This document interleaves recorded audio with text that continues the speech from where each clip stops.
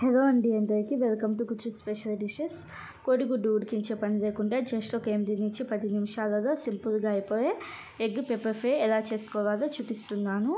చాలా సింపుల్గా చేసుకోవచ్చండి. ముందుగా స్టవ్ ఆన్ చేసుకొని కడాయి లాంటిది పెట్టుకుని ఒక 2 టేబుల్ స్పూన్ల దాకా ఆయిల్ వేసుకొని ఒక పెద్ద సైజు ఉల్లిపాయను పొడుగ్గా కట్ చేసుకుని వేసుకోండి. అలాగే ఒక 2 రెమ్మల కరివేపాకును కూడా వేసుకొని ఉల్లిపాయలు కొంచెం పింక్ కలర్కి వచ్చేదాకా ఫ్రై చేసుకోండి. ఉల్లిపాయలు కొంచెం పింక్ కలర్కి వచ్చిన తర్వాత అప్పటికప్పుడు ఫ్రెష్గా నూరుకున్న అల్లం వెల్లుల్లి పేస్ట్ 1 టీ స్పూన్ దాకా వేసుకొని పచ్చివాసన పోయేదాకా ఫ్రై చేసుకోండి.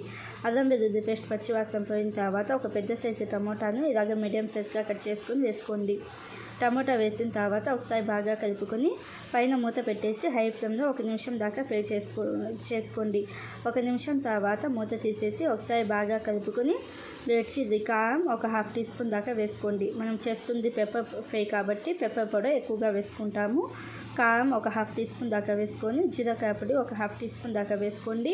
అలాగే పసుపు కూడా ఒక 1/2 టీ స్పూన్ దాకా వేసుకొని ధనియాల పొడి 1 టీ స్పూన్ దాకా వేసుకోండి. అలాగే పెప్పర్ పౌడర్ ఒక 2 టీ స్పూన్ల దాకా వేసుకొని గరం మసాలా పొడి 1/2 టీ స్పూన్ దాకా వేసుకోండి.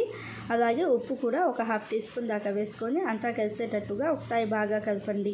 ఇలాగా ఒకసారి బాగా కలుపుకున్న తర్వాత ఒక 2-3 టేబుల్ స్పూన్ల దాకా నీళ్ళను వేసుకొని ఒకసారి బాగా కలుపుకున్న తర్వాత పైన మూత పెట్టేసి మీడియం ఫ్లేమ్లో ఒక 2-3 నిమిషాల పాటు ఉడికించుకోండి.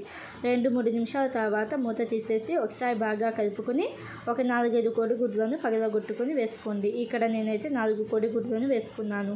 ఇలాగా కోడిగుడ్లు వేసిన తర్వాత పైన మూత పెట్టేసి మీడియం ఫ్లేమ్లో ఒక 2-3 నిమిషాల పాటు ఉడికించుకోండి.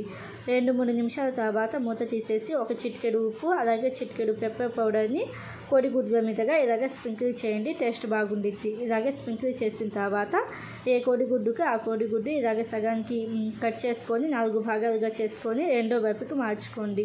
రెండో వైపుకి మార్చుకున్న తర్వాత అన్ని కోడిగుడ్లను కూడా ఒక చోటకి కొంచెం ఇలాగ దగ్గరగా చేసేసి పైన మూత పెట్టేసి మీడియం ఫ్లేమ్లో ఒక 2-3 నిమిషాల పాటు ఉడికించుకోండి. ఇలాగా ఒక 2-3 నిమిషాల పాటు ఉడికించుకున్న తర్వాత సన్నగా కట్ చేసిన కొత్తిమీర వేసుకోండి. కొత్తిమీర వేసేసి ఒకసారి బాగా కలపండి. ఇలాగా ఒకసారి బాగా కలుపుకున్న తర్వాత ఒక 1/2 టీ స్పూన్ అంతా పెప్పర్ పౌడర్ని పైన కొంచెం స్ప్రింకిల్ చేయండి. ఇలాగ లాస్ట్లో పెప్పర్ పౌడర్ స్ప్రింకిల్ చేస్తే టేస్ట్ అనేది బాగుండిద్ది. ఇలాగ పెప్పర్ పౌడర్ వేసేసి అంతా కలిసేటట్టుగా ఒకసారి బాగా కలుపుకొని మంట ఆఫ్ చేసేసి సర్వ్ చేసుకోవాలి. అంతే అండి, సింపుల్గా ఈజీగా కోడిగుడ్డు పెప్పర్ వేపుడు అయితే రెడీ అయిపోయింది. వేడి వేడి అన్నంలో ఒట్టిగా బాగుండిద్ది. అలాగే పప్పులోకి కూడా బాగుండిద్ది. ఒకసారి ట్రై చేసి ఎలా అనిపించిందో కామెంట్లో చెప్పండి. Thanks for watching.